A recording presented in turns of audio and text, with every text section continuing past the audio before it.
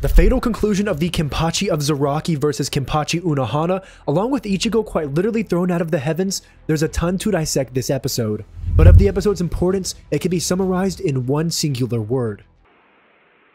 BANKAI. Kenpachi's blacking out this episode was reminiscent of likely most of our days of college as we pushed our livers to the limit, similarly to how Kenpachi pushes his life to the limit throughout this battle where there can only be one true victor. The emotions ran high from the intensive and telling flashbacks that confirmed that Kenpachi has always limited his own power. From literally his first introduction into the story, where he caps his power through his eye patch, this point has always rang true, from his childhood up until this very moment. Kenpachi and Unohana both swung their sword in the dark, hoping to find one worthy of clashing blades with them. They sought the true joy of combat, and within Kenpachi as a child meeting Unohana, Kenpachi for the first time understood what this true joy is, his purpose, combat that pushes his body to the limit. However, Unohana, despite being only rivaled by Yamamoto, was unable to defeat this brute savant in his childlike state, and in order to salvage this new joy Kenpachi experienced, he set a limit on his own power and stored it in a dark place so that he could experience more and more combat just like this. Retrospectively, it makes so much more sense how Ichigo was able to beat Kenpachi, despite Ichigo not even having a Bankai at the time, and as well Kenpachi having most of his canon fights up until now be close calls.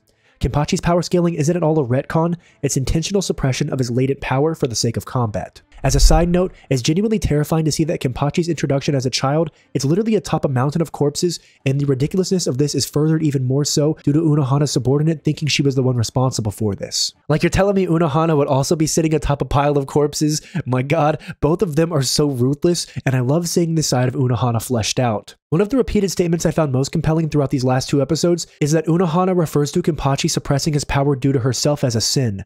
Time and time again, this sin is brought up, and it's something that Unohana seems to have held onto for all these hundreds of years. She feels due to her weakness in comparison to Kenpachi, she deems herself responsible for these self-imposed shackles placed upon him as she introduced him to the love of combat for the very first time.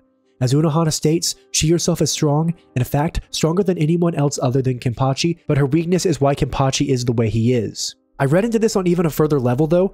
If not due to Unohana, Kenpachi would have never repressed these powers, and perhaps the invasion would have gone a lot differently if he was able to exist as the individual he was always meant to be. In fact, Yamamoto may still be alive if the suppression didn't take place, but this way of thinking is perhaps me doing a lot of mental gymnastics, but nonetheless I really like how she takes responsibility upon herself. Unohana carries this sin upon her shoulders, and in this battle she continually brings him to the point of death, only to revive him to slowly return him to what he used to be. A man of unquestionable strength and combat supremacy who is equaled by no one. Kenpachi and Unohana truly are two sides of the same coin, and it's exemplified through Unohana's statement of why she mastered Kaido. She became so proficient at healing to enable her endless love of combat to never cease. Whereas for Kenpachi, he suppressed his true power for sake of his own insatiable love of war to continue on forever. These are two completely different methods, but they both reach the same conclusion, which is the endless love of combat and the endless enjoyment of it. And I love the stark parallels these two possess, especially within seeing Unohana's true nature. I think it's almost unquestionable this episode that everyone while watching got chills hearing her Bankai and finally seeing it animated. It felt straight out of a horror movie with the violin playing as the surroundings and air are coated in blood that seems to melt away flesh in the same manner acid would. Unohana's Bankai is one of the least explained of the story, so there's a ton of speculation around all the effects and abilities of it, but it's clear this thing will mess you up. Bankais are a true manifestation of one's true nature of their soul, and despite her Shikai being one of maternal nurturing and healing, her Bankai reflects her true soul of the first Kenpachi. This aspect in Bleach, in fact, is one of my favorites, and time again, I'm like a dog with a bone whenever there's a stark difference in one's Shikai versus Bankai.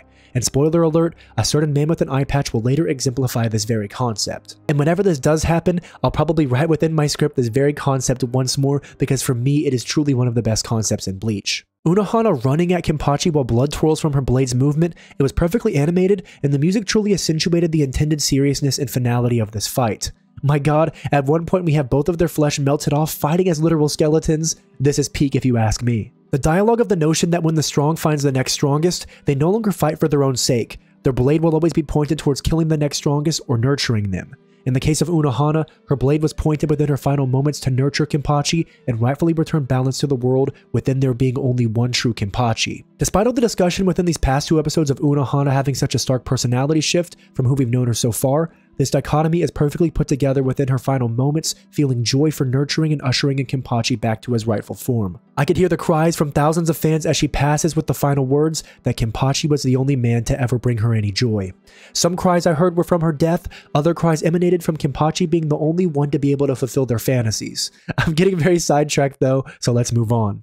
There is something so beautiful about Unohana's death, with her feeling complete by passing on the rightful title of Kenpachi. Many characters often meet their fatal end with a begrudging acceptance, but there's true joy within her final moments in passing on. Her statement within feeling sheer bliss to die from accomplishing one's true purpose, it's paramount, and it's something I think we can all hope to relate to. To love something so much that in the attainment of one's true actualization, there is no fear or sadness within death. Unohana's embodiment of this idea is what makes her exit to the story forever impactful. Well, that and the incredible fight she's had. With the conclusion of the fight, we reach Kenpachi hearing his Zanpakuto call out to him, and him being able to hear it for the very first time, which is just a small glimpse into the immense power-up he has coming. This storyboarding and moment sets up perfectly the focus of the rest of this episode, that being the Zanpakuto. With a hilarious introduction from Namaya, who in fact is my second favorite Squad Zero member, particularly due to his zesty nature where he seems constantly on a ton of caffeine, and my god, this episode he quite literally trolls Ichigo and Renji and snaps a photo of both of them looking questionable. My god, he's just like us for real.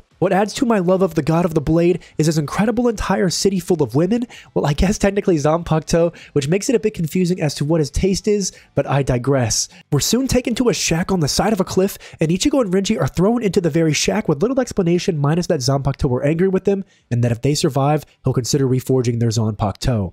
Before he departs, however, we get some amazing lore within Asauchi, which are issued to Soul Reapers in training, and they bond with the souls of the Shinigami and form into Zanpakuto. This brings up the question of how Ichigo was able to skip this very specific method of forging of a Zanpakuto, and after the credits, Namaya speaks on this very fact as Renji is able to pass the test while Ichigo fails. However, Ichigo failing isn't just like failing a normal test where we can always try again. He's instead told to never enter Soul Society again because a human without a Zanpakuto has no right to enter, and he tells Ichigo he isn't a true Shinigami, and he expels him from Soul Society. With his expulsion, Namaya states that Ichigo has fought this long without an Asauchi and how significant this is. I remember reading this and being so shocked at this statement that he had no Asauchi ever, and then I was questioning who in the hell is Zangetsu, but we'll get to that. Ichigo's journey is continually one of understanding himself and learning to accept all facets of his being.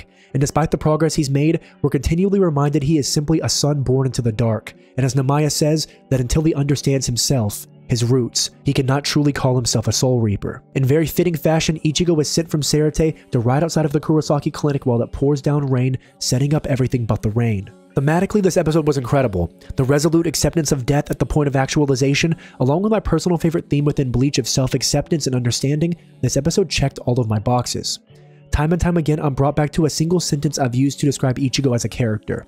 That the greatest conquest isn't one of fame, fortune, or standing, but instead the greatest conquest is overcoming and accepting yourself. These last 3 episodes will prove just that. If you enjoyed my content, please do consider dropping a subscription. We cover Bleach every single week, so if you're a fan of Bleach, this is the right place for you. Most importantly, let me know in the comment section below your favorite moment of this episode. My favorite moment of this episode was unquestionably hearing the famed words of BANKAI once more. This has been hiXtrah, and as always, be greedier, and I will catch you all next time.